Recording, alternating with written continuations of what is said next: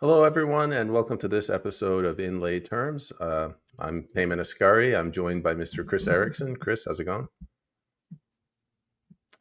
Not too good, Kris? Can you Going hear well, me? man. Thanks for having me back. Good to be here. All right. And also JP Berg. How's it going, JP? Good, brother. Glad to be with you. It's going to be an interesting conversation. I have a tremendous amount of respect for both of you. You guys are doing great work, and we're all sort of with the same mind. So today we're going to be talking about two things. One, looking at the media landscape in Canada.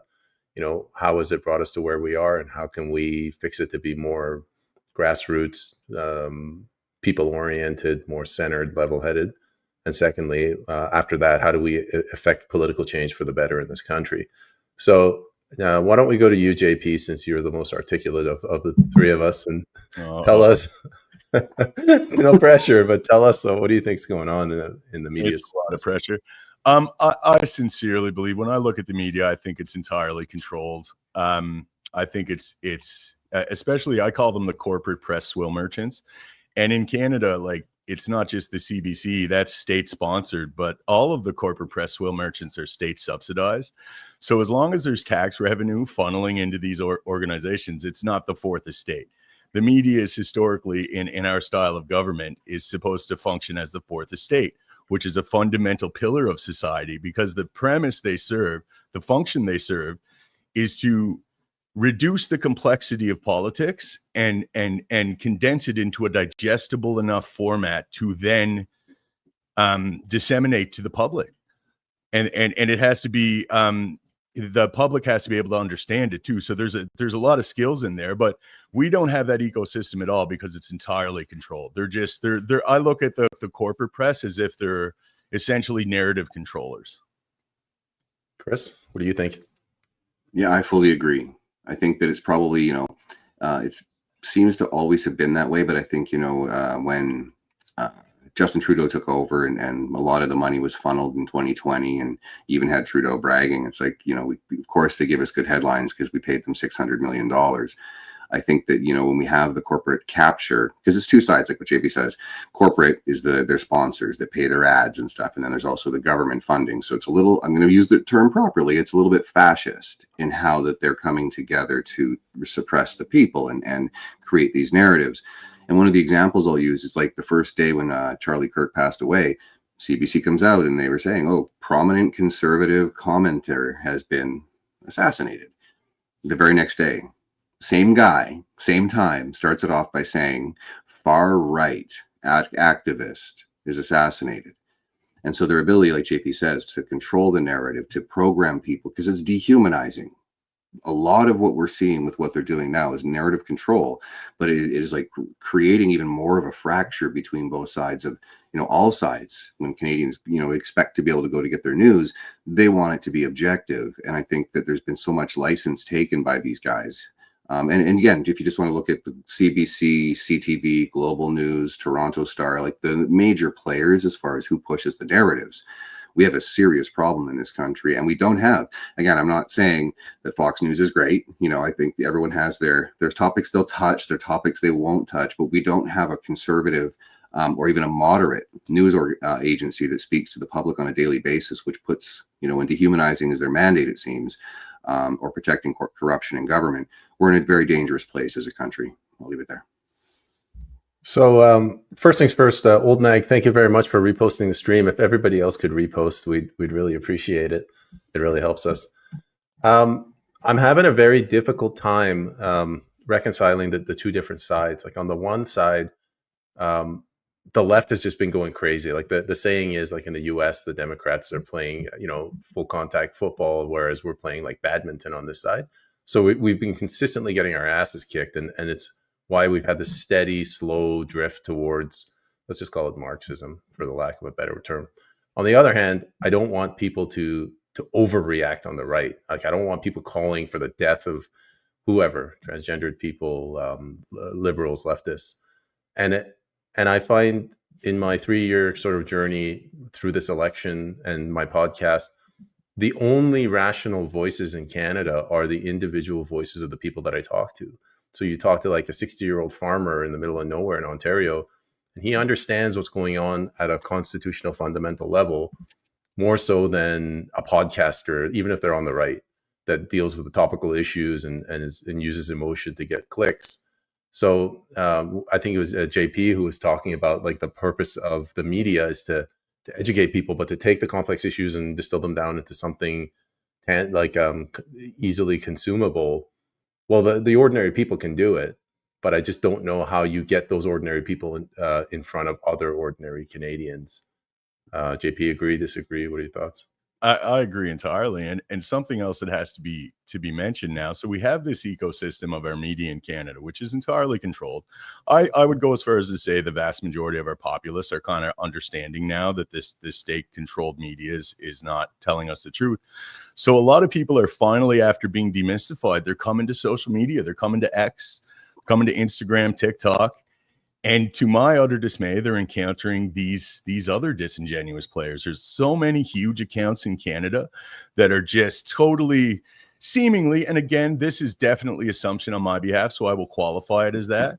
But it seems like they're owned by similar interests. Like, I mean, it's they're one step ahead of us here because this natural ecosystem is emerging as a result of the media abdicating its responsibility. And like, the people would decide if the algorithm wasn't tweaked, and the honest voices, the voices that could, build an audience based upon their credibility, they would be elevated naturally just by the nature of the market.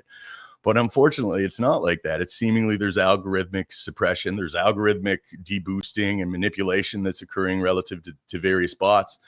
But man, so many of these voices in Canada are just so disingenuous. They're working. It's a job for them and their audience captured. Like, me, when I started calling out the Uniparty in Canada, and you gentlemen both know my views on it. I believe Pierre Poilievre is a globalist. I think we have a Uniparty. I think the upper echelons of both parties are entirely owned by oligarchical interests. And I think when I started to say that, I noticed like I alienated a lot of my base. But I'm not here for clicks. I'm not here to be popular. I'm a very nice guy and I like to make friends, but that's not the premise. I'm here for the truth. And I'm here to determine it to the best of my ability. And I'm here to take my followers along for the ride.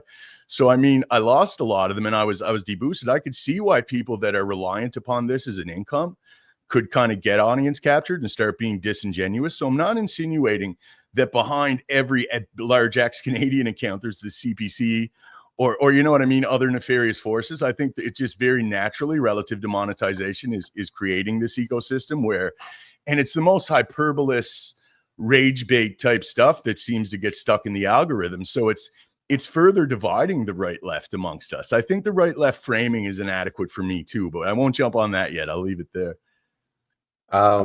Some housekeeping. Sorry, Sue, good day. Thanks for joining in. Anne-Marie, thanks for reposting the stream. Kirk, thank you as well. And hello to you as well, Kirk. Let's go to you. What do you think? Damn, I suck at this. The last thing JP was saying, this whole left-right thing, is it real or is it just it's besides the point? Well, it's definitely real. I think there's a lot of people that are captured in that mind frame, right? And when it comes to what JP was saying, it's very frustrating for me when I honestly think that there should be some level of disclosure.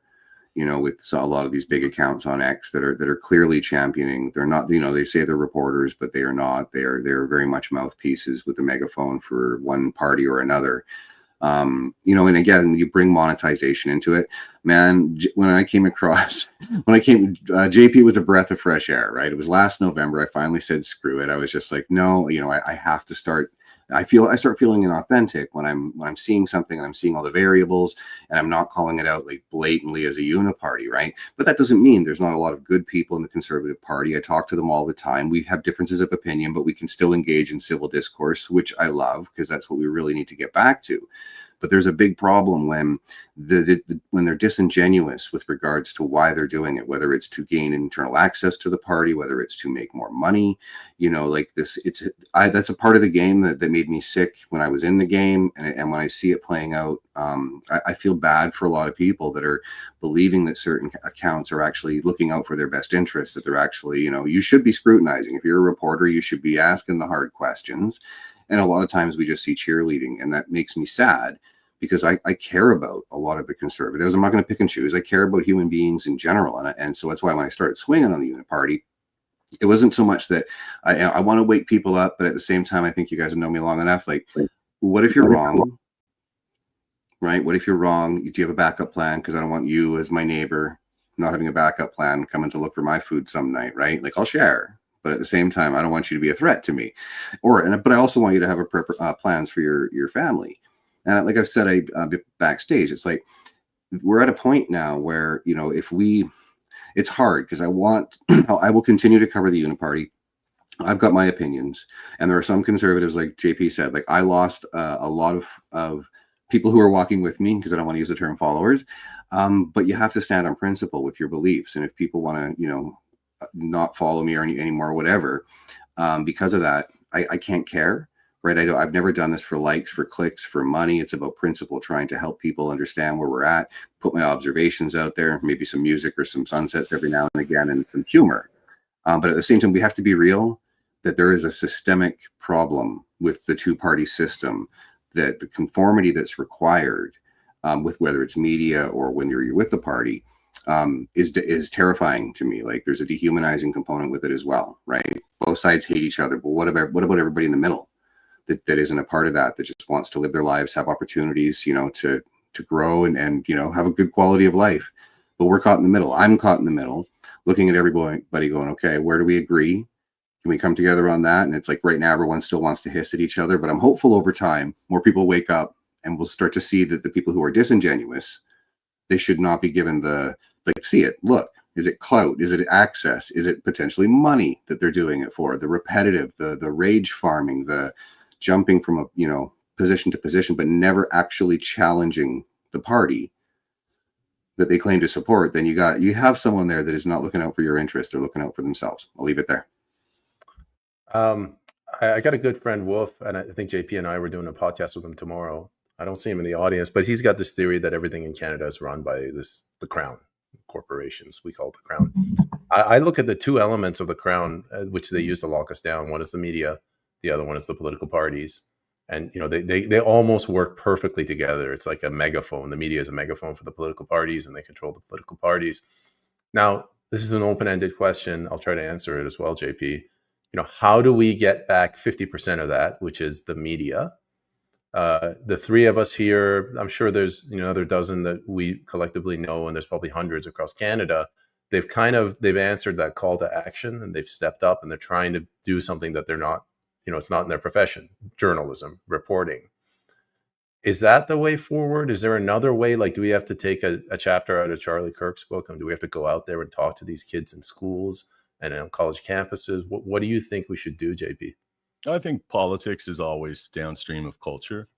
So I mean, anything like that, engaging on any, I think public engagement is good.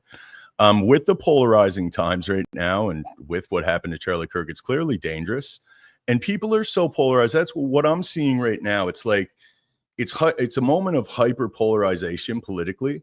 So what's happening is people on both sides are interpreting the other side as being an outgroup, and they have this outgroup bias. So then that's dehumanizing by its very nature. And then you start to hear, and I'm just seeing the fracture increasing, and people becoming more radical on both sides. And it's just, I think the majority of people are caught in the middle. And we have to remember that there isn't a collective left. There are groups of nefarious players that are influencing everyone, but people are kind of fall into this synthetic dichotomy. We call it left and right. And people, I think the vast majority of people, I know people and encounter people frequently that don't know what left and right means. They sincerely don't understand that. So, I mean, so many people are disconnected. But I mean, I think beyond that, I think it's such a detriment. We have to figure out in Canada what unites us. What's the most important pressing issue to address right now? And I think it's to ensure that our institutions are sovereign, that they're being run by public servants that are serving their constituents and not globalist or oligarchical interests. And that's what I see all over the place. That's all I'm seeing. And I don't see a clear path forward on how to mitigate that potentially. That's kind of what I'm trying to explore. Kris, globalism versus sovereignty. What do you think? most people know my positions on globalism. I'm, sovereignty all the way. I don't think that foreign, all we see in this country right now is unchecked foreign interference from the 11 MPs that we knew. I mean, Sam Cooper came out and he's like, oh, it's up to 43 or 49. We know there's a lot of people in our parliament that are captured, but I'm getting much better with not broad brushing it, because again, some of these MPs are new, but they're still not saying anything about it. So that comes back to that conformity. When it comes to reaching people, I think you're right. I think right now, there's like the risk again, like for me, the idea of getting on stage, it's like, okay, yeah, I could do that. I don't like that. Like it took a lot, like you said before, it's like, I am not a reporter. I am to get to the point where I'm just like, screw it. My introversion's an obstacle and it's tormenting me because I want my voice to be out there. I consider myself to be a voice of reason. Yeah, I can slap at the globalists often, but at the same time, I'm not dehumanizing any group. Right, like that's the thing that I fear the most. So whether it's going on campuses or, and again, before in 2019, I had friends on all sides. Right, there was this weird inversion where there was this hyper polarization that happened overnight that seemed to be accepted by a lot of people in communities. But I still see a lot of good people. So you have the extreme on the left, you have the extreme on the right. Like whatever it is, those are destabilizing forces. Whether you want to use those labels or not, both sides are very quick to dehumanize. And as soon as we do that, history has shown us that that's not even a very slippery slope. That is a greased up Clark Griswold freaking toboggan heading down the hill that we need to make sure we get in front of and stop that, right? And how do we do that? I think we're at the point now where people are, even with what happened with Mr. Kirk, a lot of people on the left are going, I don't want to be associated with people celebrating it. And people on the right are saying, hey, I'm not looking to go to war. And so because the behavior has become so extreme, it's pushing people into the middle to kind of go, hey, right, where are we at? So you can be center left, you can be center right, you can stand right in the middle, and then there's everybody else that's apathetic. Sue mentioned in the comments there, 45% of the people don't vote. So how do we reach those people? We have to have courage. Stand by our convictions. Whatever drives you, pick your passion, run for office, run for school board, get out there, start your own podcast. I'm doing that in a couple of months, where I'll be starting my own, podcast. And there's lots of other people. And I think that bringing those voices together is so important. Like what we did just recently, did the X-Space hosts thing with Nightcall. And then on the 28th, we're bringing on, I'm not saying all podcasters are coming on the 28th, but bringing a whole bunch of Canadian podcasters together that don't have the same opinions on things.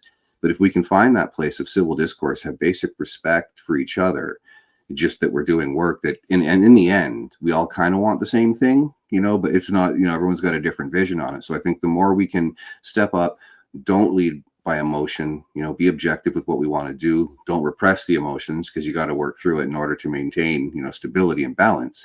But the more we can bring people together of like minds that allow for differences of opinion, I think people will follow that in a sense. They'll want more of that, as opposed to this hyper polarized, sources that we have to go to now. So slowly and welcoming people back in when they leave, if you leave that side of or that side and you're like, hey, I don't know exactly what's going on, but be welcoming every chance we can. I'll leave it there. Like I've talked to, I think like 230 people on my podcast and another couple thousand along the campaign trail. And there is a lot. I don't want to sound all kumbaya, but there's a lot that unites people despite of where they think they are. This ties into what you're saying, JP, like there's no left or right. First of all, the ultimate goal of every single person, whether you're a hardcore anarcho-capitalist, you're a hardcore communist, you want the best outcome for your people. Now, how you get there is a little bit different, but everybody essentially wants everyone to be able to own a home, everyone to, not want to be able to feed themselves. But like, other than that, like if I talk to somebody who's a hardcore socialist, when they talk about a mixed economy, they're targeting the same usury system that a libertarian is saying. Like there's certain principles that underlies everybody, and they believe in that. Like, don't go too heavily into debt. These central bankers are evil. Being a service-based economy as opposed to a goods production economy is not good. I've talked to a lot of people on the left, and they understand the challenges with 15-minute cities, but they don't call it that because they think they like bike lanes. They call it like urbanization. When I was living on the countryside, we used to live within our means. I'm kind of rambling. I don't know if I have a question for you, JP. Why don't you take it away? It's true, man. Like what I've been saying frequently, just because it's got a bit of rhythm, is we can have unity without ideological uniformity. I don't, and I mean, you could say that's a libertarian ethos. I could see why people would say that, but what I'm saying, what I'm insinuating, I know there's right and left proclivities. I've elucidated this to both of you gentlemen, but I'll explain it a bit better. I think we're genetically predisposed to certain temperaments, and then we're temperamentally predisposed to certain personality traits. Those high in openness and creativity have a tendency of leaning left. Those high in conscientiousness and orderliness tend to lean right. I think that's a spectrum, so most people are in the middle of that. But the ones on the perimeters, they lean very much that way. And they convince, in moments of hyperpolarization, the rest of us that we have to see each other in these outgroups. And I think that mechanism is manipulated to herd people.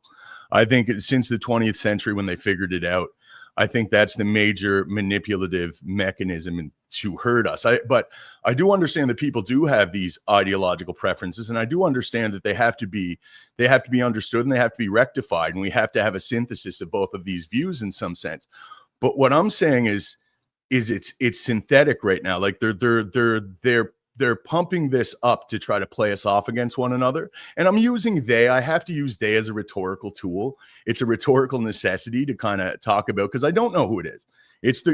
I say the globalists, for lack of a better term. But what my instinct and intuition tells me is there's definitely someone manipulating the Western democracies. Again, I've said before, as a premise, if you can't accept that, like as a proposition, I can't really have a conversation beyond that. Like, it just seems like it's abundantly clear at this point, especially a productive conversation. Like when I talk to what I would have to classify as normies, I hate using that because that kind of puts me outside of that.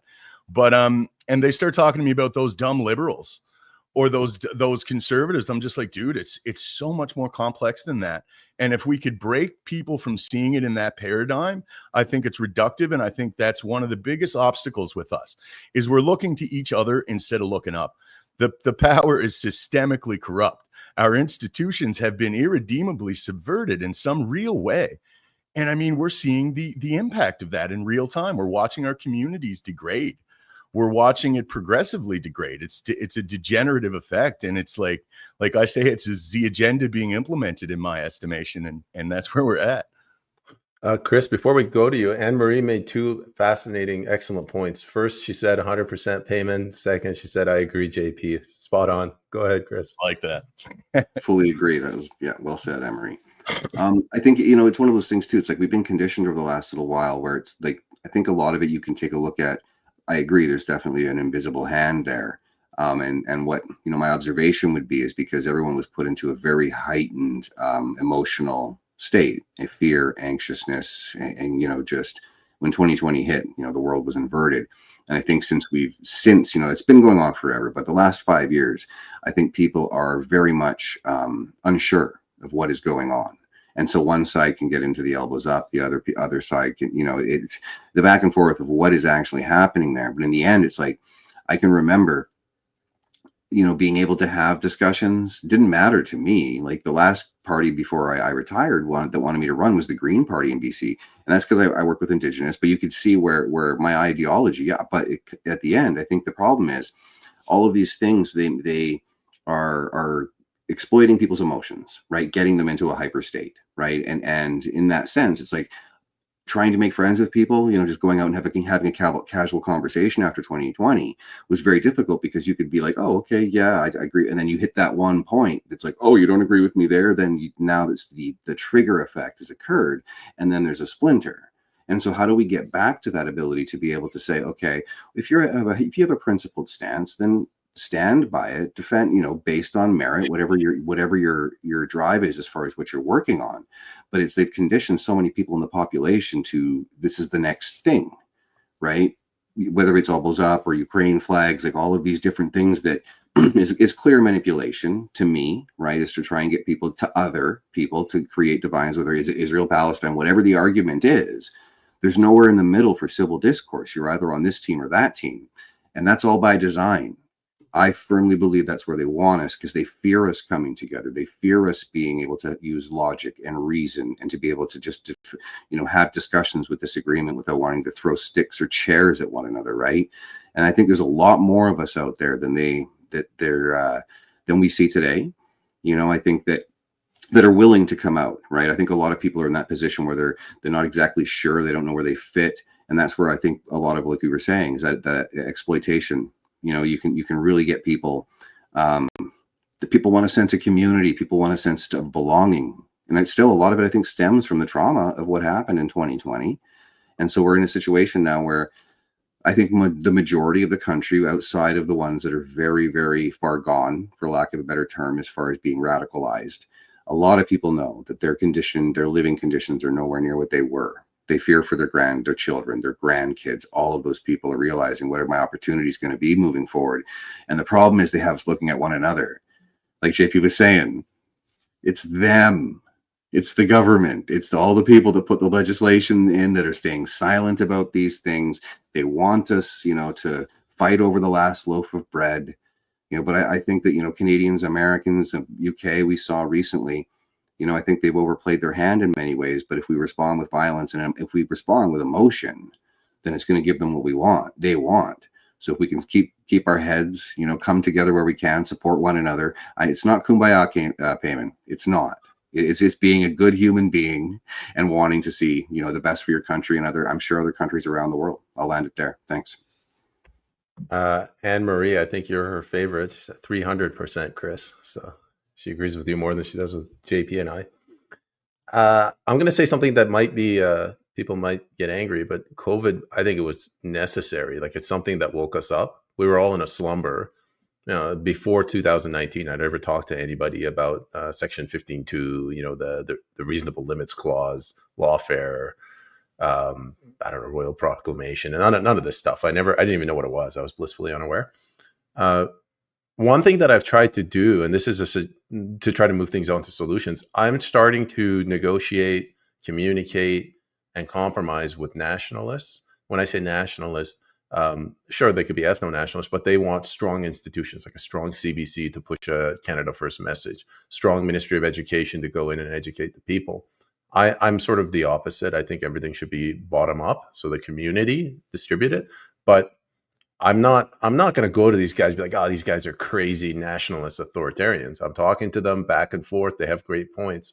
That's one place to start. Now, eventually, hopefully, maybe I'll get to the point where I talk to the globalists on the other side, but I'm not ready for that yet, like down the road. But right now, that's one place you could start with them. It's a complex issue. I talk to a lot of post-liberal thinkers, and from a philosophical concept, it's something we're in the process of figuring out. My fear lies within my conspiracy knowledge and a tactic in psychological operations, which is known as problem, reaction, solution. So generally, how this fits into the synthetic right-left dialectic is, when the right is in power, it's the left that is the solution. And when the left is in power, it's the right that is the solution.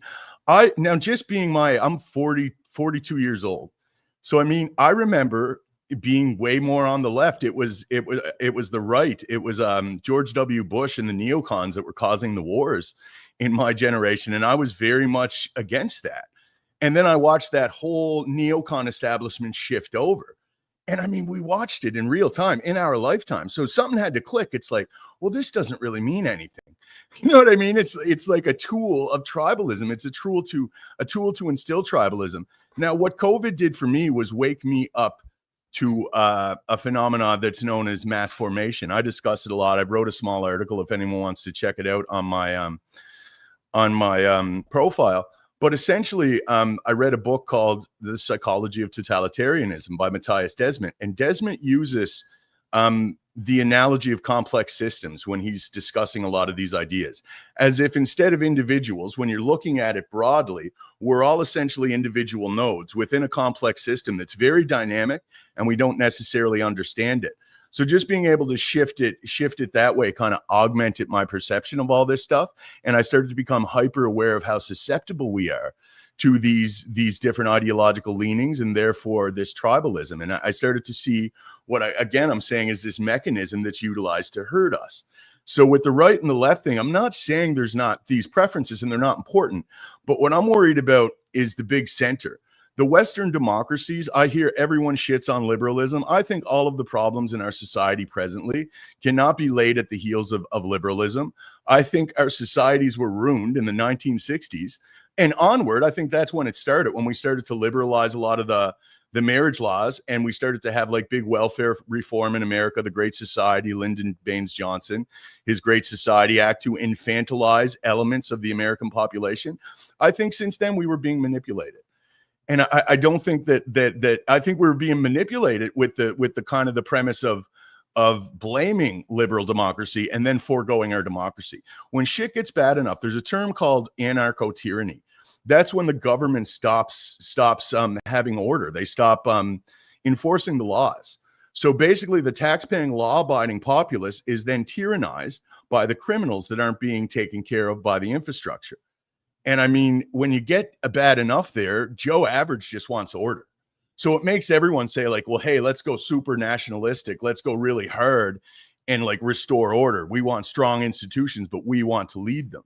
And again, I referenced the Lord of the Rings. Like at the end of the Lord of the Rings, do you throw the ring on yourself and say, I'm going to be the benevolent ruler because I'm better than everyone else and I know better and my ideology is better. So I'm going to put that ring on and I'm going to rule with the authority of that ring.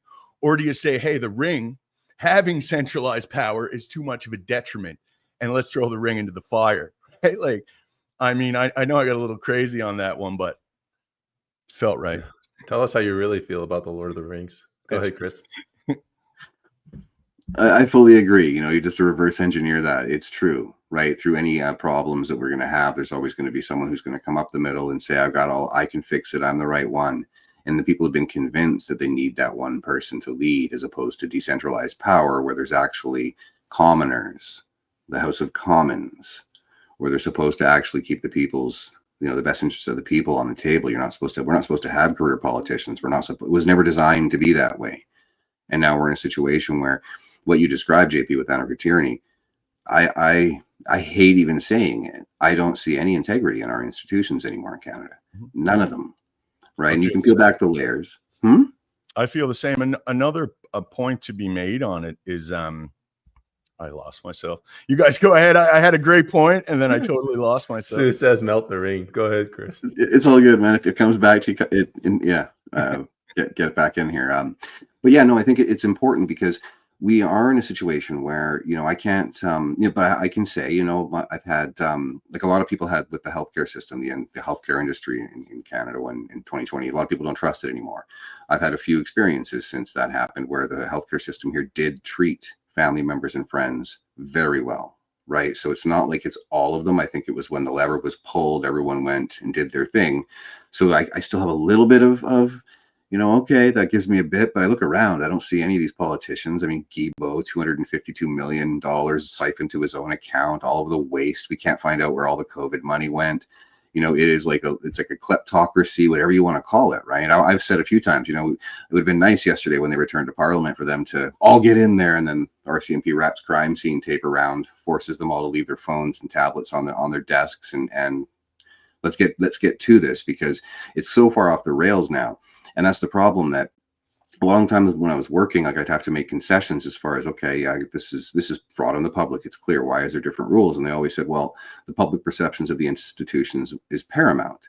And I'm like, okay, so people like me that were behind the scenes, you'd see politicians retire for family reasons or for health reasons, or executives that have been given the Order of BC or Order of Canada that get to slither out the back door because, you know, there's never accountability. There's a different class, right? And so now we're in a situation where we haven't seen anybody held accountable for anything.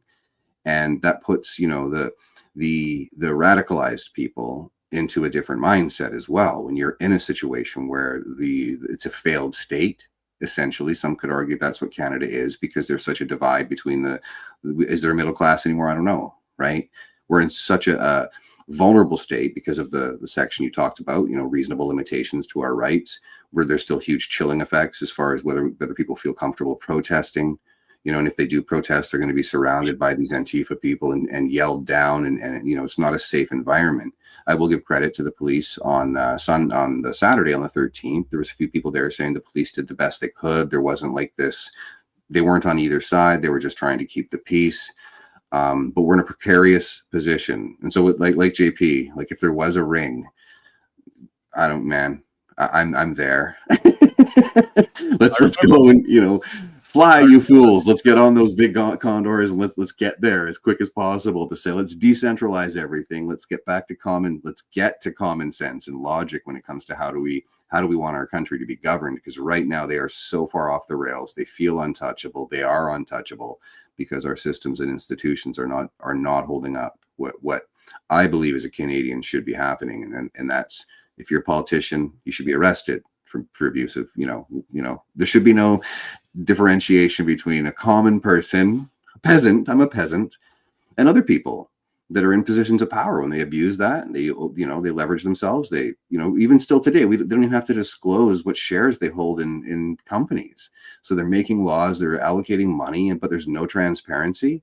We have a prime minister that has over 100 conflicts of interest that he didn't have to disclose before he became elected, because we can get into election integrity again as well too. So there's a lot of different things that piggyback off of what JP was saying. He encompassed it a lot better than I did. So in other words, I agree, JP. I remember what I was going to say, and this is what we get hyper fixated on the wrong issues, I think, and we're so concerned on the right with the political tribe and this specific political ideology. Do you want a constitutional republic? Do you want a constitutional monarchy? Do you want socialism? Do you want more of a public-private fascistic type system?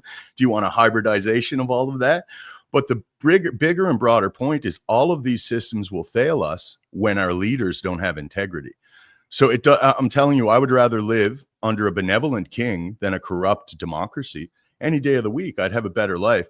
What creates a better life for the people has to be kind of paramount within it, and it's very tricky. And again, I'm not suggesting this is simplistic. I think it's convoluted by its very nature, and it's one of the age-old issues, is the dynamic between the ruling class and the people. And this is, if anything, that dynamic is responsible for some of the worst atrocities. So it's all reliant on the individual and the integrity of it. Now, we can have systems that are more transparent. I would like to see in all of the Western democracies us have full transparency over a public servant. People could say that's unreasonable. I don't care. If you want to lead and you want to have that position of authority and trust, then your bank records are permanently available to the public. That's just that's a prerequisite. And things like that to keep these people honest. That's what we have to do. We require transparency to restore trust in our institutions as well. So I think an era of hyper transparency is the way to potentially accomplish this. I agree. Sharon, Canada has been co-opted just like the UK, Australia, EU, America with a K. I want to go back to what Kris said. Back during the Reagan administration, they didn't like the Sandinista governments of Nicaragua. They put them under so much pressure that you believe whatever you want, whichever side you support, but they supported the Contras committing terrorism. Eventually, the people just gave in. They're like, you know what? Let's vote these Sandinistas out. They want stability, right? Like they don't want democracy or rule of law. They first of all want stability. In Iran, I regularly talk to my mom, and she tells me, she goes, Peyman, Iranian people don't deserve democracy. They're not ready for democracy. We need to go back to the king to bring in stability. Because look what happened. Like the Muslims came in and they're slaughtering and raping girls. If we can't get our house in order, and if we can't throw these politicians in jail, if we can't get justice, it's got, like, if we can't find a peaceful political solution out of this, the only way is for an authoritarian rule, something to come in and say, okay, to hell with the rule of law. These politicians, they've committed crimes. We're going to put them in tribunals. We're going to throw them in jail. Barring that, we're just going to go down the road of communism with CBDC and UBI. So, like, how do we get there? Like, how do we get back our political system in this environment where everyone in government is corrupt? Everyone's lining their pockets. We have no industry. 20% of our economy is going to public sector. So, easy question, Kris. Take it away. How do you do that? Thanks for that. Yeah, definitely not complex at all. Well, I think it's incremental. I think, there's something to be said when it's this far gone. And we've been saying, I think for years, is that it's going to have to be on the doorsteps of every Canadian before there's a reaction. And I think that the slippery slope, again, that we're there on that, is you're going to have the people that want to be aggressive. You're going to have the ones that want to stand their ground and organize and take the abuse, like we've seen in history repeats itself, right? We have a choice. There are those that want to grab the torches and pitchforks and the vigilante side of things, and then you're going to have the ones that want to be stoic and stand there and take the hits for the team, and then you're going to have those that are going to hide and run because they're just not going to know. And that's where we're headed right now. Is what kind of person are you? And can you keep a cool head through this? Because it is going to get worse before it gets better. But what does worse mean? Again, I'm not trying to scare the audience. I'm not trying to rage in that sense. It's just being real. We can all see the storm. We don't know what's going to be in that when we come out of the eye of the storm, which I think we're hitting now. But as far as the institutional change, who knows, right? Like, to me, I don't, again, I don't think, is it our military? Well, they've decimated the military. Could the military do it? I don't know. Right? Is our police forces able to do it? I don't think so, right? Because they appoint the police commissioner, they appoint the governor general, they pick and choose, right? And we saw, not a lot of officers stood up in 2020. They just followed orders. Could an outside force do it? Yeah, but do I think that's it? None of these solutions outside of all of us standing there by the millions saying we are not moving until things are done. What I'm hoping, as far as the most peaceful potential return of our systems, or at least the option to return. It has to be en masse. Do I think what happened in the UK is going to force Starmer to retire, to go? He'll probably just be replaced, right? So they're a little bit more advanced, but they're also lucky because they aren't on this massive chunk of land with a small population, so they can get hundreds of thousands, million people out there with the right organizers, right? So we're in a bit of a different situation where our storm is going to feel different. It's going to feel a lot more isolating. But I think that if we have enough people that are awake and feeling it enough, that are willing, right? They say I've mentioned this quote before, Gerald Celente is like, when people have nothing left to lose, they lose it. And if it's those people that lead the charge, we are going to be in a authoritarian technocracy overnight. If we give them that, if we try to storm Parliament, if we try to take back the country in that sense, I just don't see any scenario I have run. I cannot see it being beneficial to the people. So for us, it's really coming together, cutting through the bullshit, putting grievances aside, putting differences aside, and saying, hey, let's stand up, let's be adults. But even standing there, when I say that, if we all went and there's millions and millions of us standing there, the government's going to give us a response, and there's going to be people that get hurt. The key is, though, if you can get back up before you need medical treatment, get back up. Don't throw any punches. I can do this all day mentality. It has, we've seen it in history. We've seen that is potentially possible, but this is a new world. So it's not an easy question, man, but I do understand what you're saying as far as both of you said it, right? Is like, do you need to have a period of time where there's an authoritarian to clean up the BS? Maybe, but who would I want to give that power to, right? It's just like, okay, if it did happen, like, again, if there was a military coup or something like that, is that general going to be you know what I mean? Like, or is it going to be for show, just to make us appease? Are they going to give us a few names, a few arrests, and then we go back to the behind the scenes of central bankers? All the rest of them are running the show from behind the scenes. So true freedom starts in here, right? Here and here, your heart and your mind. And the more people that realize that and have a sense of selflessness when it comes to, we got to be there for each other. We also might have to sacrifice along the way, and I think the fog is clearing for a lot of people. So we're heading into interesting times. Sorry for the long ramble. JP, I'll go to you, but Sue, thanks for reminding me. If you guys could repost, share, like, subscribe, help us get past 1,000 viewers, that'd be really appreciated. Go ahead, JP. What was the question again? Just a reminder. I was listening to the answer, so. Oh, it's okay. I daydream regularly. I think what I was trying to say is, if we don't get our house in order, like, the only other way is to get a military style. I'm not saying the Canadian Armed Forces, but something rigid has to come in. Well, it's like the Republic in Rome needed an emperor. You know what I mean? And that's where, are we at that stage? Are we at that late republic stage where everything is just so insidiously corrupt and oligarchical? These I keep using that term, but like, I just mean a group of elite people that have won and have rigged the game so they maintain their power, right? That's not natural. But I think when you look at empires and civilizations, when you get into a situation where the oligarchical class has accumulated too much power, then I mean, our systems are so irredeemably corrupted. And again, the point I made earlier, it's not just the systems, it's the people. Like, if everyone in Canadian politics were great people and wanted what's best for Canada and Canadians, we wouldn't be here talking about it. We'd have a great life. It's that easy. There's these broader interests, there's these broader oligarchical interests that are turning the Western democracies into what I call a tax farm. It's essentially a resource / labor colony for these oligarchical interests. And we're not citizens with inherent rights.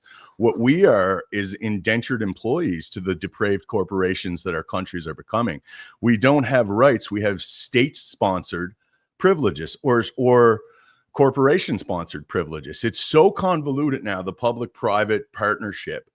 And it's not supposed to be there, but it's there. And it's so like interconnected that I think, yeah, we might need some kind of a little extra push in order to unstick civilization at this junction. I'm trying to go through all the comments. I really need a producer. If I don't get to your comments, apologies. StreamYard does this thing where it sometimes buries the comments. I want to throw it to you, Kris. Let me hide this guy. I want to throw it to you, but I saw something.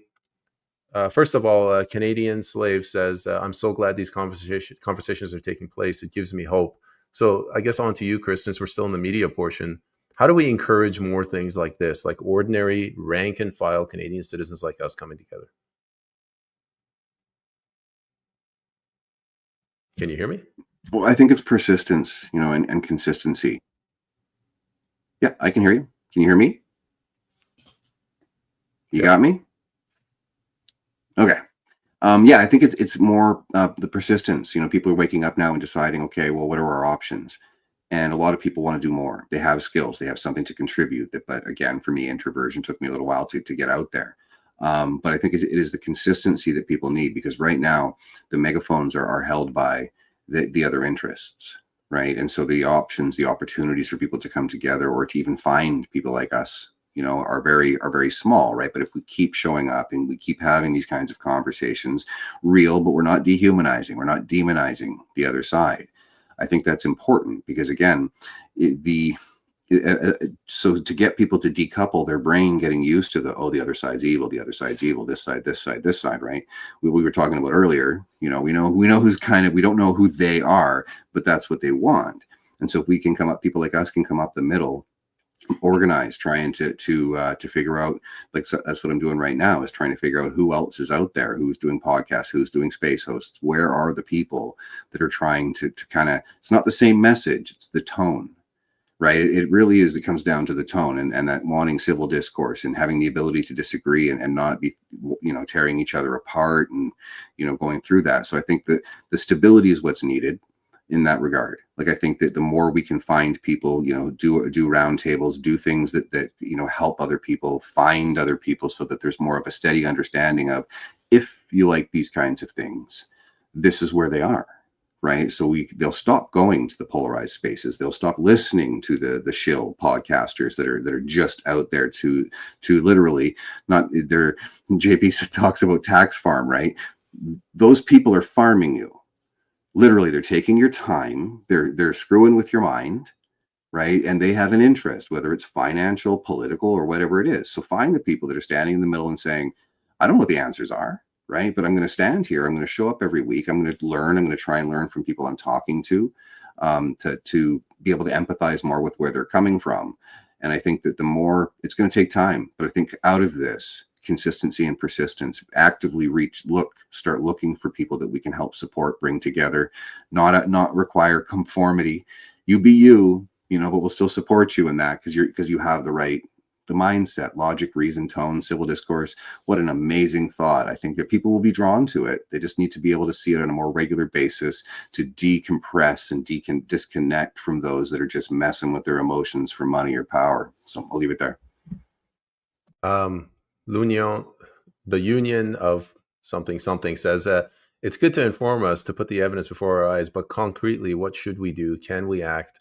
What should be done? Well, I'll give one small thing I do, and then I'll give it to you, JP. I've been talking to a lot of the older people, so between 70 and 90. They have a different worldview. It's a little bit, I don't want to say socialist, but it's more left ideologically. I listen to them. I hear their reasons, their arguments, and we try to compromise, building bridges. That's one thing I do. JP, what suggestions do you have? Organization. 100%. It comes down to one where we start to organize. Citizens groups, potentially. I'd love to see people starting different groups. The Dominion Society, I differ with ideologically on things, but we share a lot of similar values. At least diagnostically, I think they're on the right path. The weaponized mass migration has to stop. But using that as a template, like we need to organize citizens groups. A lot of the balkanization that has occurred with our electorate is relative to these different interest groups coming into, certain areas, and they become a very powerful voting demographic. Canadians, we don't unify in that regard. And that's the biggest point they made. And it's the most valid point I've heard made in Canadian politics in a long time. And until we learn how to be political again, these other interests in our country that have their own interests are going to be met. They're going to be pandered to by our political class. If you believe, now that's all in the framing that it's all real. I'm of a firm mindset that this is a Cloward Piven strategy with the weaponized mass migration in order to overwhelm and destabilize our systems. At the same time, they're pumping us with hate rhetoric. Like everything is hyperpolarized. I scroll down my X page right now. It's all leftists celebrating and being just egregious. And then I'm supposed to fuel this rhetoric by biting and saying something. And like how I said with Charlie, when I look at Charlie and everything he said, like Charlie, before he was America First, or before he was even a conservative, Charlie was a Christian, and Christians don't have the luxury of being able to believe in vengeance. We want justice, but we can't field vengeance. That leads you to resentment. It leads you to evil. So, I mean, from a Christian mindset, I hated seeing some of the radical elements on the right say, like, it's time to just get serious. Now, we got to get serious on justice again, but there's a huge difference between justice and vengeance. And we have to walk that line very, very cautiously. Do you want to add anything, Kris? I don't know if you directly answered that. No, and I fully agree. I'll just 2 seconds on that. It's one of those things. That's why I have a lot of respect for JP and for yourself, that you're not biting on that stuff. I did the same thing. Like it's that you could see it's an active effort. You can share, you can, what I mean, but there's more of a an adult approach to it, for lack of a better term, right? You're not responding in emotion, you're seeing it. But I think probably very similar. I'm observing it as far as what is happening on the left, what is happening on the right. I don't want to inflame my page by posting things over and over again, bringing in this kind of, fueling the division. But I'm observing it. I go to 40,000 feet and I'm like, okay, this is not healthy, right? But it does, because you're tearing the masks off of people when these things happen. You're seeing those that are doing it. And I hope, every time there's a chance to wake somebody up. And that's the thing, right? Is like we're all at different parts of what does awake mean, right? For me, 2020 is like woke up and I pulled the thing out of the back of my head. It's like, what is this world from the Matrix, right? Like I'm still trying to learn, not get distracted by the red dresses, right? It's like, okay, so where am I at? So I think with everybody now, it's like we're moving into a new place. And I think that I'm excited for it. Like I'm an eternal optimist, but I'm also a realist as far as that there's some heavy lifting still to do. And the more we can bring people together, the load is a lot lighter. So I look forward to seeing this. I'm motivated. My inner fire's going. Don't exactly know what direction, but I got to keep it on the road. So we'll see. Thanks. I'm going to read 3 comments from the audience. They're all about the form of governance or governance structures. How do we fix our government? First one, roll the dice. My solution, Canada or parts of Canada need to adopt a constitutional republic with free market and get rid of the current way we're governed. The second one, May Bergen, I think our only way out is to be absorbed by America. Lawfare and government oppression is still supported by mainstream and government. That's powerful comments. And also third, Rogue Spear, we have to go back to the supremacy of God and the rule of law. That's the foundation of the Constitution. I think they're all 3 excellent comments. Well, I'll share my thoughts while you guys figure out how to answer that. We have serious problems in Canada. I'm not trying to be doom and gloom, but at every level, federal, provincial, municipal, we have people that are benefiting off the system. So they will literally rip the wallpaper off the walls as we're trying to throw them out of the house. So this isn't going to be easy. I have no illusions that we're not going to magically, constitutional conventions aren't going to spring up. But I want to get to a world where our structure of governance, the primary structure of governance is the family unit. Then the community, then maybe the province and the federal government. Why don't we go to you, JP, since this is something that you talk about a lot? So the first question about the constitutional republic, yes, if we could have reform and have a constitutional republic, then we wouldn't have those state-sanctioned privileges that I was referencing. We would have inherent rights. And it ties into the third question with God, because like the documents of the Constitution are reliant upon a philosophical concept that our rights come from God. And they're self-evident. It doesn't come that like, hey, this is a contract with the ruling class on how far we can push the peasantry. Like that's what was so foundational and transformative about this document. And my thoughts on the 51st state. I was a large proponent of that when it happened, and it was coming from a mindset of me not thinking there was a way for Canada to be its own constitutional republic. I don't see an avenue for that. And when that came about, man, I felt that momentum and I pushed that hard because I thought this is the best way forward for my family, myself, and my neighbors. That's how I look at things. And I coined the term. I'm taking my credit back for this term too. I heard a lot of other people using it. I'm not Canada first. I never was. I'm Canadians first. And Canada, in my eyes, is the land and the people on the land primarily. It's not Ottawa. It's not a set of rules. So I look for solutions that are going to benefit the people. And right now, I don't see any being brought up. I just see the whole corrupt machine perpetuating itself with these disingenuous actors. Watching everyone celebrate all of these shill accounts on X, these fake CPC bot accounts, or whoever runs them.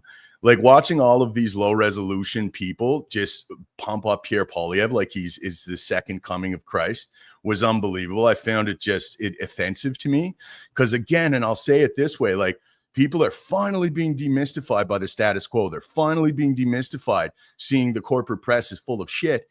They're coming on to alternative platforms, and what are we feeding them? The pleb. You know what I mean? Like, and that's supposed to be an independent voice. That is not an independent voice, even if he's audience captured or if he's directly, And I mean, again, I'm going to qualify this. I don't want to get any defamation suits or anything, but like, I don't know. This is an assumption. I'm utilizing conjecture on that, but it sure as hell seems like it to me. And he's one of many. I'm not going to name names, but the real voices in Canada that are trying to analyze this and see what are going on are seemingly suppressed right now. I'm hearing it from all of my friends, accounts far bigger than mine. And the same thing, the algorithm is killing us. And it's prioritizing these low resolution people that are perpetuating the Uniparty in Canada. We're getting some pushback from Just Me Jamie. She says, no, we're Canada first, not Canadians first. No, I think Canada is the people. I'm just joking. I think too, it's complicated because this argument is occurring in America too, relative to immigration and stuff. Are you an American when you just come here? It's like, it's complicated. It's the answer. We need a synthesis of both of those positions. Like it is the people. But the governmental structure is important. And like these things you can't really separate them. So it's not just one side or the other. It's definitely a nuanced problem for sure. But I lean more towards Canada being Canadians, not our Westminster Parliament system and not Ottawa and the bureaucrats that are in the process of decimating our once prosperous country. I was just teasing Just Me Jamie. I'm sure she agrees with you. Kris, what are your thoughts? I can bring up the questions again if you like. Yeah, like I've never been like to say, 51st state, I'm Canadians first. I love my country, but I'm in a position now where I can't really define what it is because the systems are so off the rails. Like it hurt like hell to carry the charter around for 15 years in my backpack to find out that one person can say what a reasonable limitation is on my bodily autonomy, that they can get away with doing everything without having to acknowledge what they did. But I will say there are lots of things in the American Constitution that I like, even just on the baseline of having inherent rights that are not privileges. At the same time, you have local sheriffs that are elected You have a whole bunch of different things where it's not just by appointment, when we know that they're just feeding the systems. We saw after 2020, and when they start giving out orders of Canada to Bonnie Henry and Dr. Tam, they're giving Senate appointments to freaking huge mouthpieces that were just dehumanizing people for asking questions during COVID, right? So the system is so corrupt. But I know a lot of Americans, like in Montana, there were some places that the sheriff, no masks, no BS. Like they had the ability to have reason and logic on the table because those sheriffs were upholding the Constitution, not taking dictate. That was, that was their Bible in a sense, right? This is what I'm going to uphold. I am not going to enforce my opinion. I am not going to be politicized, or I'm not going to be I'm just following orders. They got their orders from the Constitution and they maintained it, not all over the place, right? Whether it was red state, blue state, but there were some people in the states that didn't feel anything like what we felt, because everyone in those moments we were nothing, right? We were just, split. They ripped right through our friends, families, colleagues, job losses, the harms, the lies was safe and effective.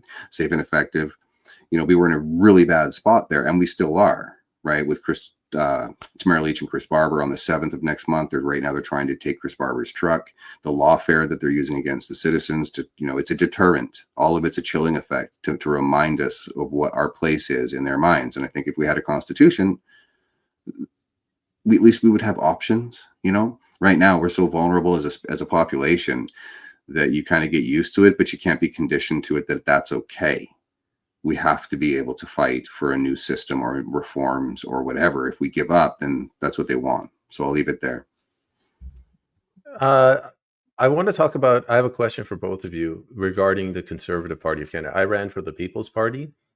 Our vote percentage just plummeted. We didn't get a single person in. If Canada doesn't agree with the People's Party, and if we want to reform the country, we don't want to go down that road where I said you have to get a military coming in and running things. What are our options? I mean, is the Conservative Party great as it is? If not, how are we going to reform it? I have no faith in the Conservative Party, but JP, maybe we should go to Kris, since you're a community organizer. Do you have any idea how we can reform or recapture the Conservative Party? Well, like I've said before, I think when you see what happened with the MAGA movement and Donald Trump in the States, he worked from inside. Right. And so the PPC, and I respect, the work the PPC does. I have lots of friends that ran for office. Right. But at the same time, the amount of damage that's been done by the infighting between the two parties is only creating more of a divide, which serves the other side. Right. And so the argument, you're splitting the vote. It's like, well, not really. You've got a camp that are, the Conservative parties divided themselves in a sense. Do I think that there are, I would encourage, this is where I'm at. Like I used to be more, they're all dead to me. Like they're all bought and paid for. And I would suggest, they all have a mandate, because for me, they're not speaking about what happened 5 years ago.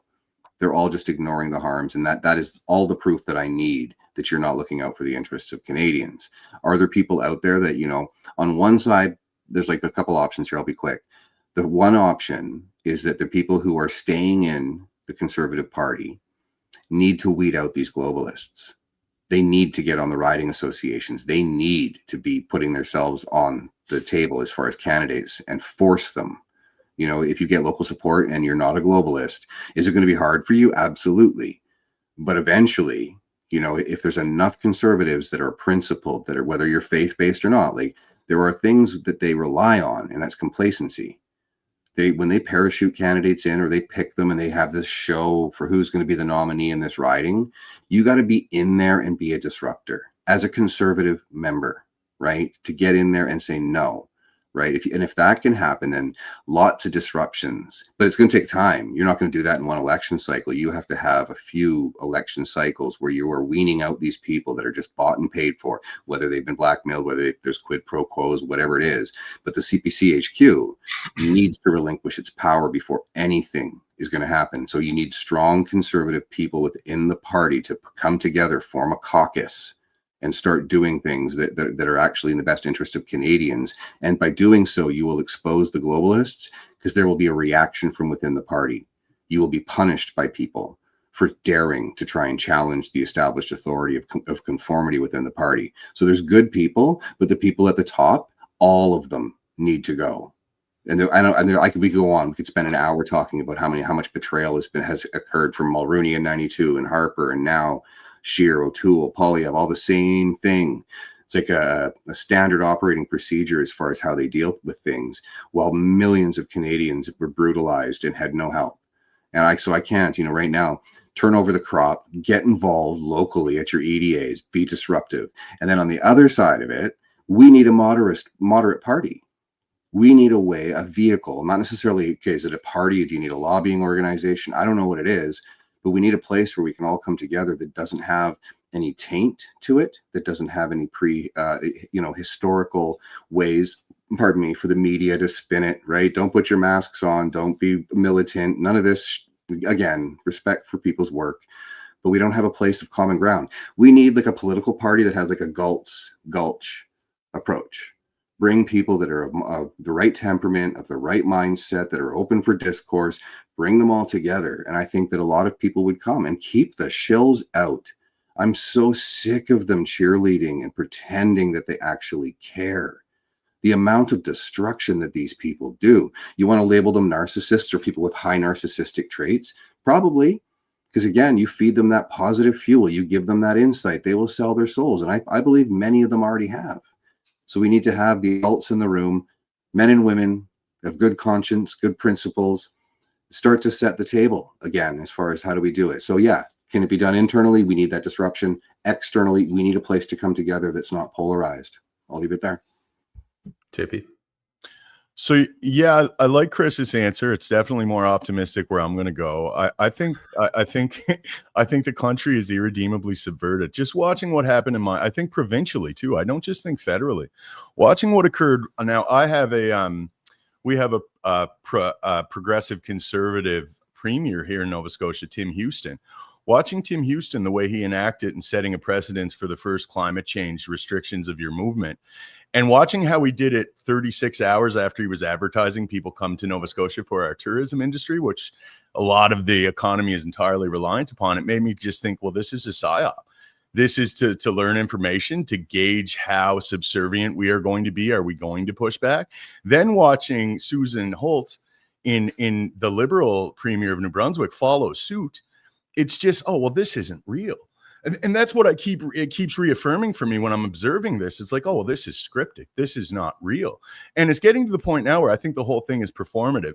But going back to COVID for a moment, just to put an emphasis on what I'm trying to say, I think they were petrified. I think the establishment were petrified of the PPC. That's why I think they know there was a large contingent of the electorate that was tired of the bullshit. They were tired of the government overreach that we all seen after the trucker convoy. And I think they knew there was finally a hunger for a populist candidate. So what did they do? They have Pierre Poilievre take leadership. They preemptively propped him up. And what does he say? A bunch of feckless, vaguely populist rhetoric, just sloganeering rhetoric. And he captured a large contingent of the population that would have been looking elsewhere. Because like if it was Aaron O'Toole or if it was Andrew Scheer that they were offering to go against what we were seeing, we wouldn't have bit that. That's when they knew for the first time in a long time since the NDP established itself, there was a moment where a third party could gain relevance within the electorate. And I think they threw the kitchen sink at it. Not only do I think they preemptively propped Pierre up, I think they programmed all of their CPC shill accounts to shit on the PPC. And I watched it all happen. I, believe it or not, and I'll confess this, I've confessed it before, I'm here trying to figure it out. I fell for Pierre. I thought he was real. I supported him. Now, I realized what was going on many months before the election, so I was able to try to undo some of the damage I might have done by leading people towards the populist Pied Piper, Pierre Poilievre.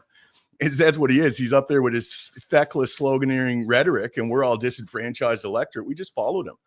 And he led us away from the PPC. I really believe I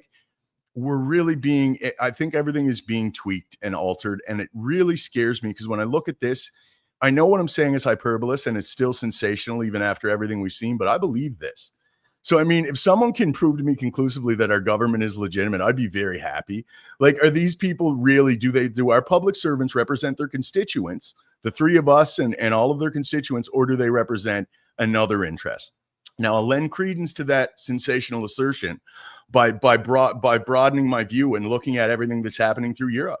we're seeing the same detrimental policies being implemented in all of these countries, even New Zealand, Australia, all through the EU. In America, before Trump got in, they were on the same road. Like it's seeming that a larger oligarchical globalist interests have subverted our institutions. And I think what we're seeing is implementation of the agenda. I really do. And I'm not trying to black pill everyone, because I think like I'm not a cynic. I think things can change in an instant. And again, I'll use my analogy with a vessel. The way people are waking up in Canada would be like watching this cup being filled with rainwater. If you're watching it, it seems excruciatingly slow. You're watching each little drop fall in, and it's taking forever, but eventually it fills, and inevitably it breaches and overflows, and then we have a tipping point and we see change. Right now, I would recommend everyone just keep waking people up. Something's certainly not right, and one thing that's not sensational is the assertion that they are lying to us. So we have to figure out how deep the lie goes, and we have to know how deep the rod is before we can necessarily endeavor to cut it out. Can I add to that? Yeah, I think it's again, I want to be very clear. Most people that follow me know I believe it's a uniparty. I never really outwardly supported Poilievre. I was more not saying anything, I would say, but I would be attacked relentlessly. And I thought to myself, okay, well, if it is Poilievre, we need Trudeau gone. But I want to note that Poilievre announced on February 5th, 9 days before the convoy was in full swing, and millions were going to, the Emergencies Act was used because they knew that the longer this went on, more and more people were going to show up. And so right in the middle of that, they pop him out, super groomed. It would not surprise me at all, JP, Klaus calling Poilievre, now is the time. Yeah. Now is the time. You need to get this under control. And right now, action. Exactly. And the sad part is a lot of people, I don't trust Poilievre at all. I never will. Again, if you don't have principles, you wait for polls to speak. I'm like, okay, no, you're not what this country needs right now. Carney's, again, don't take my shots at Poilievre as any support for Carney. What I'm saying is the problem we have right now is we can't organize because the conservative vote is kettled by Poilievre. That's the problem, right? The silence, they're not saying anything. We tried to do a few protests. The MPs, they will not support it. So we are in a very precarious situation where we try to organize, and the conservatives stay silent. They won't be involved in it. So the CPC members, that large 8 million votes or whatever they got, they're not going to get involved. At least, a good chunk of them, a lot, because the party whips not only their people, their members, their MPs and MPPs, whatever MLAs, but they are a control vessel. They are kettling all of their supporters into false hope that they're going to fix it. And so they are complacent. They won't get involved yet, right? So now, again, that's the way I see it as far as reality, is that you have these people that are just kettling Canadians, telling them everything's going to be fine. I've got it. I'm the one with the ring that will fix everything for you. But it's bullshit. In my opinion, it is absolute, it's a disservice to Canadians. It's like, what's worse, the one that's out there overtly being a tyrant, or the one that is deceptively being a covert narcissist and deceiving people on a daily basis, dealing in false hope? I think they're both equally evil, in my opinion. So I think the three of us, we kind of agree that hope is not a strategy. So we might hope that the Conservative Party reforms itself. That's not going to happen. I think, Kris, you mentioned you have to go at the riding level, and you have to, run for as a CEO or whatever. But I find before get in there, it's important. But I think before even doing that, if people don't recognize that there's a problem, they're not going to move to fix it, which is where the education and the reporting and the independent media comes in. I have a comment from the Remanded. We can go to UJP. Came in late. Thoughts on changing through Turning Point Canada? Is there a possibility of getting a religious base to kind of influence the Conservative Party? Do you want to go first, or you want me to take that, JP? Go ahead, JP. I'm Catholic. I was a lapsed Catholic that returned over the last few years, so I'm not an authority on theology. But the climate for pro-Christian sentiment in Canada has never been lower. It's really scary. We've seen it when that Sean Sean Fusht or whatever his last name was, the Christian American singer and evangelist. Like there's animus towards Christianity, and it's fueled by the state-sponsored media. So I mean, I don't know how successful that would be. I think there's a well-ingrained anti-Christian sentiment in Canada, and it pains me to say that, but I see it all over the place. You want to go, Kris, and then I'll go. Sure. Yeah, the problem with it is already, it's like the people who are now, hey, it's already being co-opted by CPC shells. Some that have never even spoken a word of faith. I'm not going to name names again. Some are, some aren't.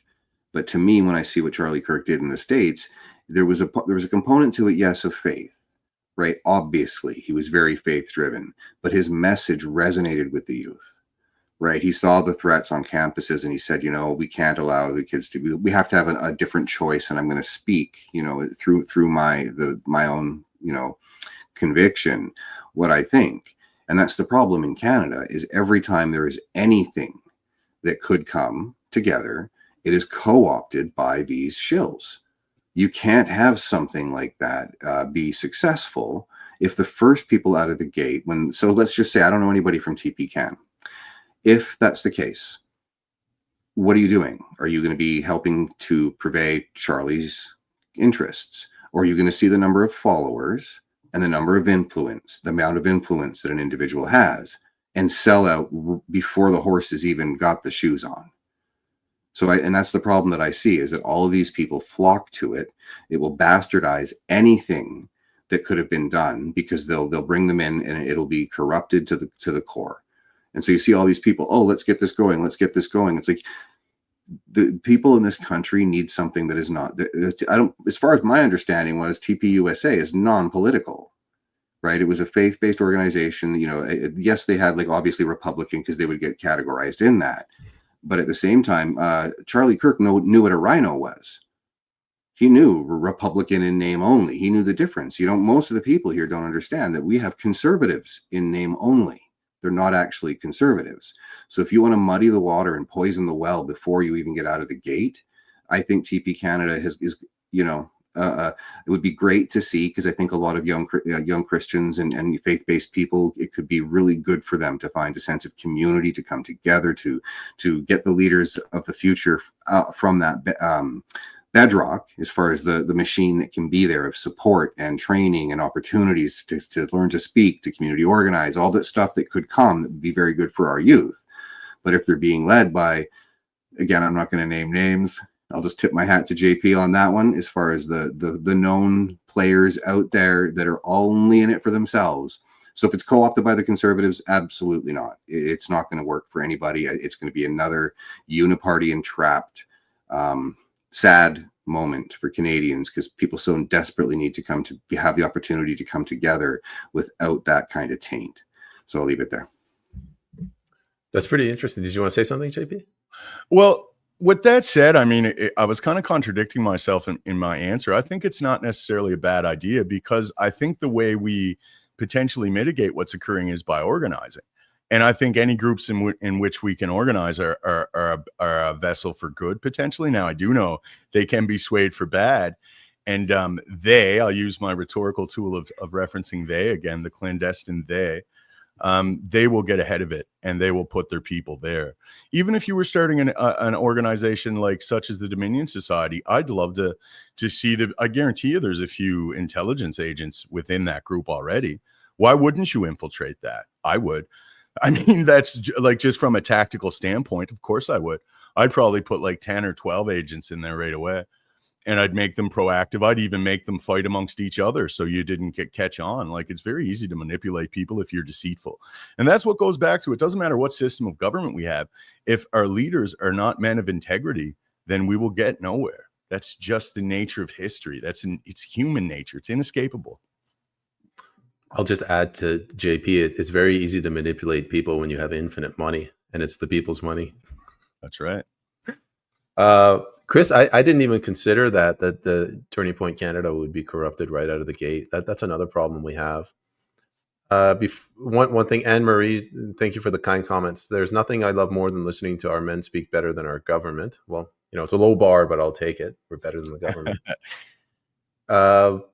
my thoughts, I think, I mean, I grew up completely atheist and my family was secular, but now the more and more I talk to people, I think the problem is that we've removed God from the equation. Like that, I'm getting to the, like the holy grail of my understanding is, we did away with natural law. We did away with God's law. And I think there is an appetite. If somebody like me who grew up atheist, who is still very much secular, is saying we need to bring back God, it's the only way to reform it, there might be an opportunity for Turning Point Canada. As a centralizing, unifying ethic, we require a logos. We require something that gauges morality. If you don't accept that in a society, you're in postmodernism. That's what postmodernism is. It's the rejection of meta narratives. I won't bore everyone with the philosophy lesson, but I mean, when you understand that, it changes the dynamic of belief in God just from a philosophical standpoint. Let's forget about particular interpretations, such as Christianity or Islam or anything else. But just from a philosophical standpoint, you require that. Who else can give you the inalienable rights? Do you know what I'm saying? Like, there's no other way to have inalienable rights without having inalienable worth. And you don't have inalienable worth without having something bigger that we're not aware of philosophically, like an inherent right to life. And we believe in life, and God is what we've believed since the beginning of time. And look how unraveled things came since we started to decouple God from our institutions. And I'm not saying like reintroduce church and state. I'm just saying like the people, we liberalized the marriage laws in the 60s. We liberalized all kinds of things, and it started to become a destructive influence. And I think the integrity of our institutions is reliant upon the people. And do they have that centralized unifying ethic? Yeah, Kris, JP is not as a tough act to follow. Good luck. Well, I'll say out of the gate, like I'm not religious. I am spiritual. I've always said, my relationship with the Creator is a private one, whether you want to say Creator, whether you want to say God. But I am, I could sit and listen to Charlie Kirk, no problem. That's what drives him. I can see, I understand where he's coming from. The premise and the tenets I can understand. Like, I agree. I don't think we want to go back to an idea of church and state, but I think there is a humanity that I experience in those questions that I ask when I'm having my conversations with the Creator and trying to establish some sense of meaning or understand circumstances. So I think there is a place for that. I think it's much different when you are evangelical and saying, hey, donate to me and so I can buy my new planes. I think there's like that side of religion is that organized side I've never understood, but so there's a big difference between someone who's faith-based and is guided by the Bible, that believes in Jesus and that kind of thing. I have a ton of respect for that. I think there's a lot of good to be found there, but I've never myself been connected to organized religion. And at the same time, my relationship with the Creator, I've talked more about this in the last couple months than I ever thought I would on this platform. But it's, again, when you want to have dialogue with people that are of faith, I found that is an answer that is well received. And again, with Indigenous, that's where I kind of came up with, Creator, rather than saying the universe. It's like, okay, the Creator. I believe that there is something more than this. But at the same time, I don't, I'm hoping if TP Canada does get moving and can be there for the youth, because this up and coming generation, they need things. They need something to be a part of that I hope isn't there to, just to exploit them and to be disingenuous. We need, like JP keeps saying, integrity. We need people of principle. That's where it really all starts. And for many people, it starts with actually having that first real conversation in the mirror and ask yourself, what kind of man am I? Right? Who am I as a man or a woman? Right? And then figuring out what your principles are, what your values are. We don't have time for that growing up, right? You figure it out when you're put into a moral dilemma or something where it's like, that doesn't feel right. But to actually explore that and be able to get to a part where you understand it and then be willing to stand your ground and push if you need, push yourself out into the world and share that message with others with confidence and not worrying about the backlash that may come. I'll leave it there. Let me read something from Gary from the audience. It's spot on. You don't have to be in religion to understand the 10 commandments are more enforceable than 10 million laws, rules, and regulations. Like that's really all it boils down to. Like, you could just forget the rest of the Bible. Just read the 10 commandments. And a people of integrity are that we don't require as much law enforcement. So it kind of, by its very nature, if everyone has integrity and they're living by a logos and they're living by morality because they believe in morality, objective morality, then I mean we have way more productive and safe societies as an offshoot. So I mean, religion, you could be a true believer, but just from a utilitarian standpoint, I wouldn't try to win an argument to prove the existence of God, but I think I could win one to prove the necessity of God. Again, tough act to follow, Kris.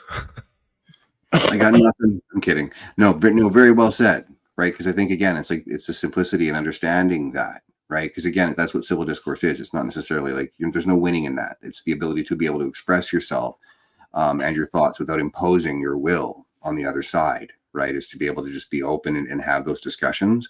So I fully agree with JP. But yeah, tough act to follow, man. Keep them coming though. Let's see. Thanks, guys. I'm just eating all these nice compliments. Trying to play modest. Join us next week. It'll just be Kris and I. We're not inviting JP back. Why don't let's try to recap this. So Kris, you're a community organizer. You have a space and you bring all sorts of people, but this week you brought space casters on there, space organizers. JP, you have your own podcast.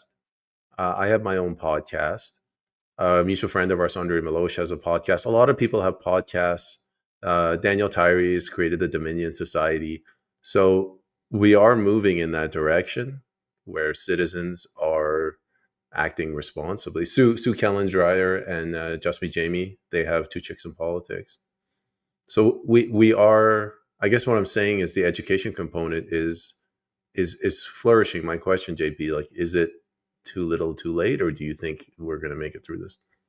I don't know if we're going to make it through it, but we're going to make it through. I don't know what it's going to look like, but I mean, the people are going to remain here. Like, no matter what the system is, the people will remain. We just have to, I mean, at the end of the day, I put my faith in God, and that's huge for me. It's, I was more of a secular person. I was a lapsed Catholic. In my teenage years, I moved away from the church. What brought me back was seeing the evil everywhere and understanding what I tried to explain, post-modernity. Without the centralized unifying ethic, it's hard to have a stable society. Now, Nietzsche being the first one to say, God is dead. And he didn't say that in a declarative way to celebrate it. What he was saying is like, God is dead and man will never be able to wash the blood off of his hands. It was a bad thing. How are we going to function communally in a society? And his thing was the Übermensch. We all have to become a man with the will to power. We can all formulate our own ethos and our own beliefs, and then we could somehow live together. And I just don't think that's necessarily right. But I think the diagnosis is spot on. If we don't have a centralized unifying ethic, we are in post-modernity. And that's where all the problems come from. My truth is different than Peyman's truth and different than Kris's truth. And there is no objective truth. And that's a huge problem. And that's what we're seeing. That can explain so many of the symptoms of society, with the reinterpretation of gender as something abstract and malleable, as opposed to a biological function of our species. Like, these things, these ideas aren't just accepted. These are predicated on very fallacious philosophical ground. And we're teaching it to our children. Not only are we teaching it to our children, we're teaching it to them with the caveat that they are being, if they feel that these people are being held down by a systemically oppressive white supremacist patriarchy. So we're just radicalizing young people in school. It's phenomenal to me. And again, it's not like these ideas are broadly accepted. It's predicated on fallacious postmodern philosophy. All of the gender theory is, it's just the nature of where it comes from. Kris? Well, I think it's true. There's components. Obviously, I agree with what JP is saying there. Like, I think that, that core that we've lost along the way about what is objective truth. And I think as a community organizer, if we pull it back, like for me, like right out of the gate is we need to heal. Like, I've been saying that for a while, the opportunity to heal. We cannot carry the trauma, whatever level of trauma that was experienced by a lot of Canadians over the past 5 years. You need to work through it, because that's just going to get heavier and heavier. Dissociation, other things can occur. But at the same time, like the most amazing part for me as a community organizer was, going into a community that had been beaten down by the system, you know, whether it was not-for-profits, NGOs, the city itself, right? And to get into a room and see, you know, for me, the first couple of times it was like amazing because so many people never saw any value in themselves. And that's kind of what, you know, where we're at now is that the system, this huge machine, is telling you every day you have no value, that you're different, that you're wrong, that you are an other, right? You've been dehumanized. And I think the best and most powerful parts for me was being able to see those inner fires start to flicker, you know. And there was like at any point in time, I spent like 3 days, and I was sitting down, you know, at picnic tables, and there was amazing salmon feasts and great music, just a good vibe. And I'd sit around and the table. And it's like, okay, you know, what can you do? A skills assessment, right? Of course, technical term, you know, that kind of thing. Where are you at? You know, what can you do? And so many people would say, nothing, you know. So you say, tell me about it. Where have you worked before, right? So you start to draw out the transferable skills, other things that show them, hey, you know, you've been told by the system you have no value and there's nothing you can do. But when you actually look at it and you have somebody that's willing to listen and say, hey, here's the different jobs you've had. Here's a list of 12 different transferable skills with what we're working on. This skill, this skill, this skill. Are you into that? Do you want to grow, or do those make you uncomfortable? You kind of let people know. It's like, just because they have a skill doesn't mean that they're going to want to use that skill. But with every single person I sat down, I'm talking probably over the 10 years, 3,000 people, you know, in those moments, those different, you know, different community groups and organizations I was working with. Around 3,000 people, I guess that's an estimate. Every single one of them had something to contribute. And when they did, that inner fire, right? The heaviness that they were carrying around with them. And so like seeing people, you know, as human beings, right? As everyone does have something to contribute. Look them in the eye. Don't look up to people. Don't look down on people. You know, try and find that commonality, and you can draw it out from people. And that's kind of my message moving forward, is that I have no misplaced sense of importance. I don't think I'm better than anybody. But I do get up every morning and say, okay, I'm grateful I have another one. Help as many, hurt as few. Stay humble, stay focused. This is like the internal dialogue that I've had probably since I was 17 or 18. I was lucky enough to have some good mentors, you know, when I was younger. But I think that's where it really is. There's so many people in this country that have something to contribute, but they don't believe it. They won't see themselves as having value. So everyone you can wake up, everyone you can show that to, you know, it feeds my soul that is not for sale. Right? It's just like, all right, let's rock it. Let's do whatever we can. Be there for one another. And like you said, bringing people together with, you mentioned Andre Maloche, you've mentioned the other people that, you know, I if there's anything I can do to help bring people together, you know, to me, it's like my account is our account. It's never been mine. So it's like that, but that's what it takes. You have to be selfless in it. You got to check your ego at the door. You got to be like, all right, we're all humans. We all know that this is something we don't want to be going through, but it is reality. So we can't hide. Let's get on the field and see what we can do in a productive way, right? Non-aggressive way. I'll leave it there. If there's any citizen movements out there that are going to form like a society, I would highly recommend you reach out to Mr. Eriksen. I mean, you have the skill set to motivate and move people that I don't. What you see here, like the emotionless face, I'm like this in real life too, just as bland. I doubt that if we sat down and then I could draw it out of you. You'd find my skill set, yeah. Anne Marie, to all here, please repost this talk and get more to join. These talks need to be shared out. Yes, Anne, thank you. If everybody could repost it. The reason I bring this up, one suggestion I have, because people are looking for concrete solutions, cross-pollination. So the three of us, all three of us are working equally as hard. We managed to carve out some time to come out here. It would really help.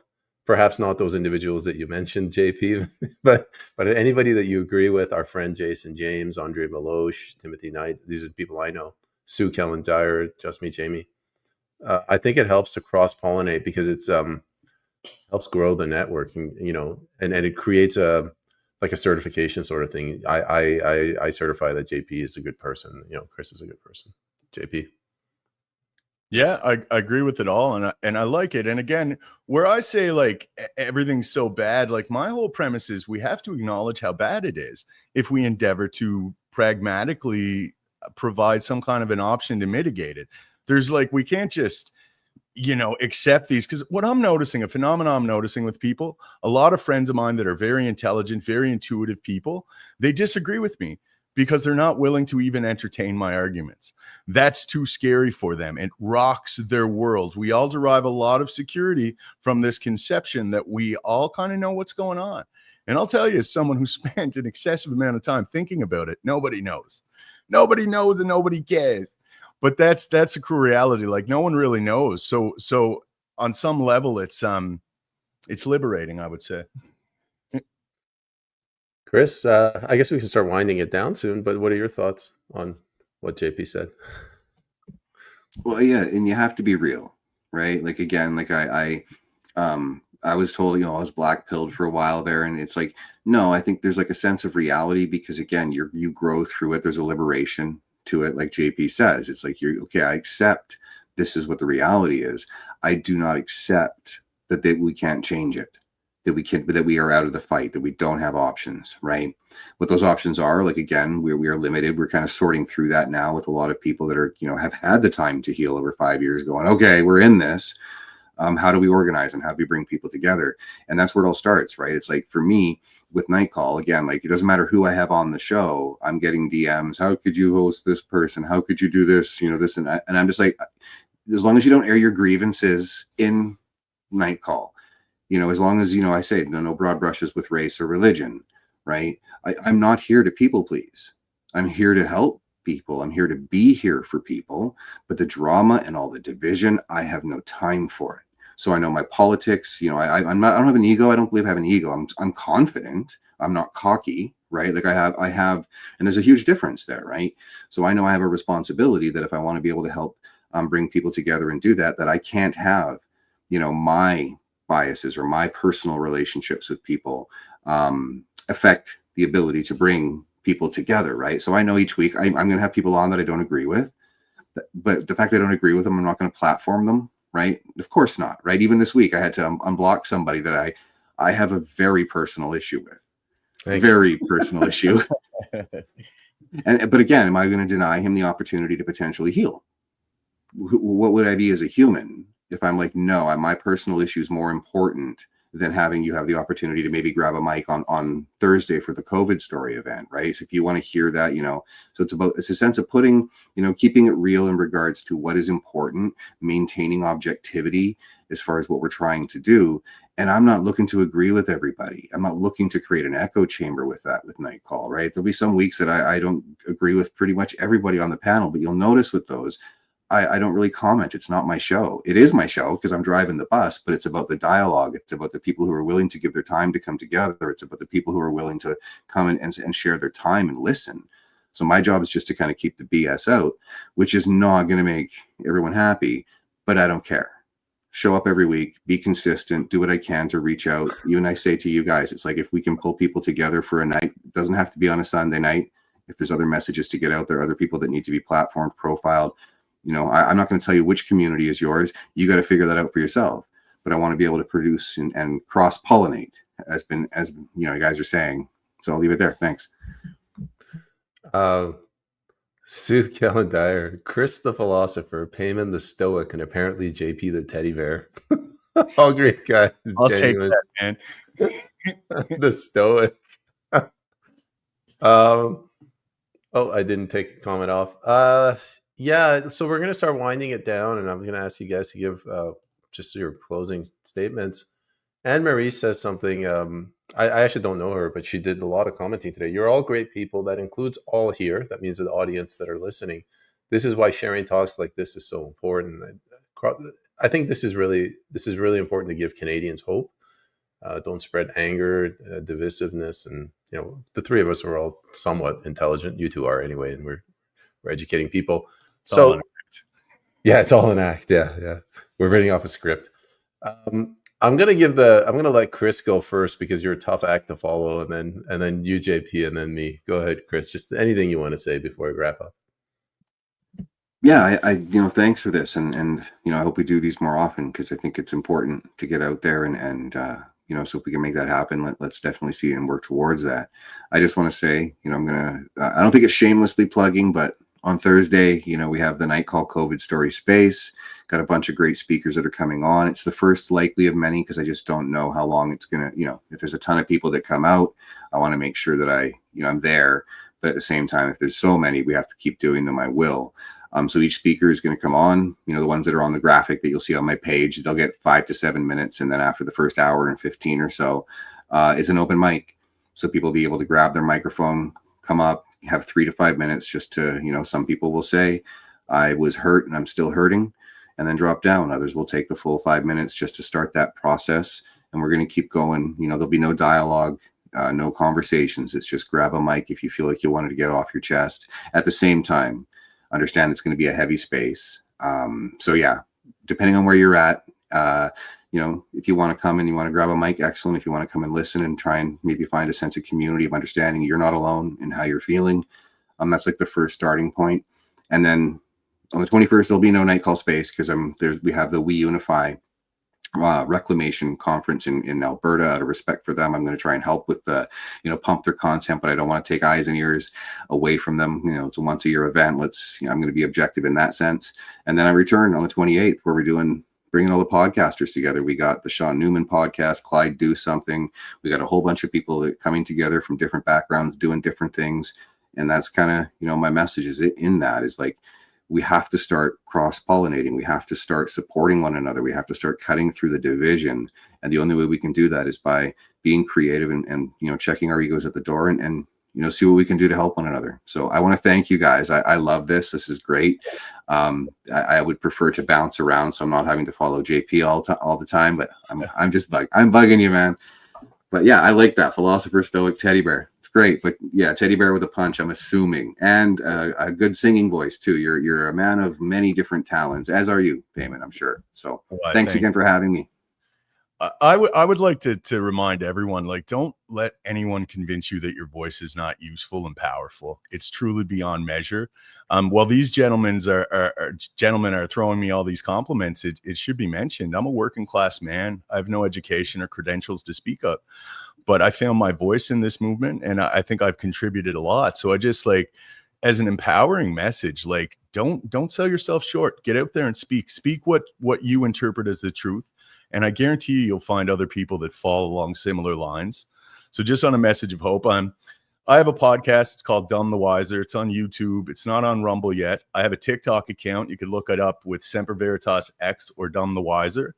And I have a show today with Sean Levy. He's a youth from Canada. I believe he's 17 or 18. So I'm looking forward to this conversation. He's politically aware. I want to get a young person's perspective. So that's today and probably about 2 hours from now.